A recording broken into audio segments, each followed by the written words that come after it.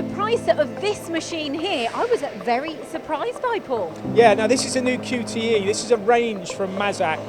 This is the first time that I've seen it here, and it's at their open house this week. There's 3 models within the QTE range. There's a QTE 100, 200 and 300, of which this one is in the middle. So this is a QTE 200.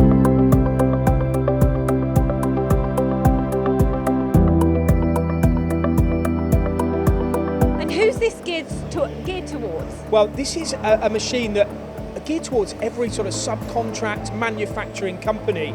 There's a bit of a gap in the market here for Mazak, that they've maybe previously not been known for a machine, certainly like what we see here, which is a straight 2-axis turning centre. So if a company is just after a machine that can just turn, or they want to expand on that and do milling as well, they are available with driven tools and sub-spindles and Y-axis as well. But it's a whole range that is accompanied by, you know, various specifications.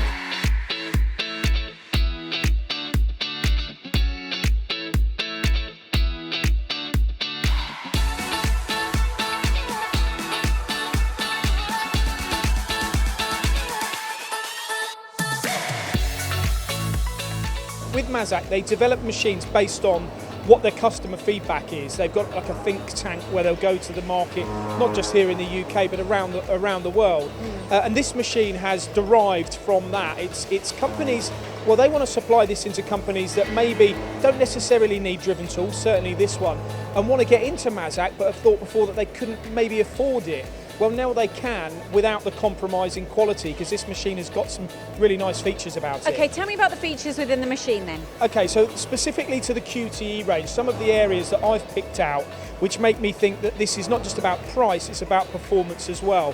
Starting with the spindle, they've got direct drive spindle motors on these machines. Now often with a smaller turning centre with a 6, 8 or 10 inch chuck, you often find in the commodity areas that they're belt driven spindles. Now that's not going to give you the same level of performance as a direct drive or a wraparound spindle, so you're not going to get the same amount of power.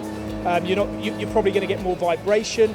You're not going to get the same surface finishes or accuracy as you would from a direct drive spindle motor. Right. So often you might not find that sort of technology on a machine of potentially this size or in this sort of market zone.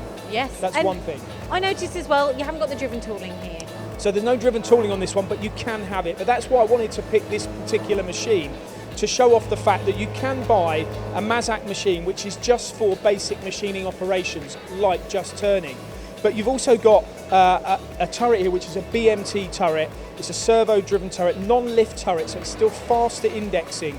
So you're maximising your cut time at the same time as well. And it can be automated, you've got your parts catcher and everything, so it's ready for automation. So if you're actually making quite simple parts and you just want a workhorse, keep it running. Machine. Exactly, keeping that cut time up. Now, also with this machine is the tailstock that you've got here.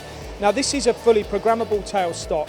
And there's certain things about this tailstock which other machines might not have. Often you have like the drag and drop features, you know, you have to go into the machine to reset them, the pressure of the tailstock and things like that. All of that is automated here on the Mazak machines, which again, what that does is you don't want to be in the machine changing things and setting things when you don't have to, when the control can take care of them for you. And that's also what this tailstock solution offers. And of course then there's the easy smooth control here, which is touch screen.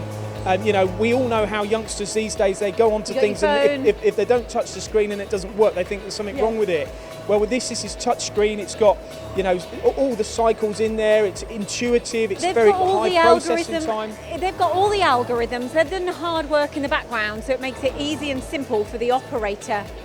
Yeah, so if you were first time into a turning machine and you're going out to the market and thinking, I just want to turn, I want to go from conventional turning to CNC, this to learn will take no time whatsoever, it's a powerful control as well, so if you do want to machine parts quickly, it's got fast processing times, and the touchscreen element, the cycles within it make programming very, very simple. Perfect, Paul. So I'm an engineer, sell it to me in just a few words. I think it's the range. I think you've got the QT 100, the 200 and the 300 if you want just a 2-axis machine, a machine with driven tools, a machine that's got a Y-axis or a sub-spindle, which is perfect for a subcontract environment.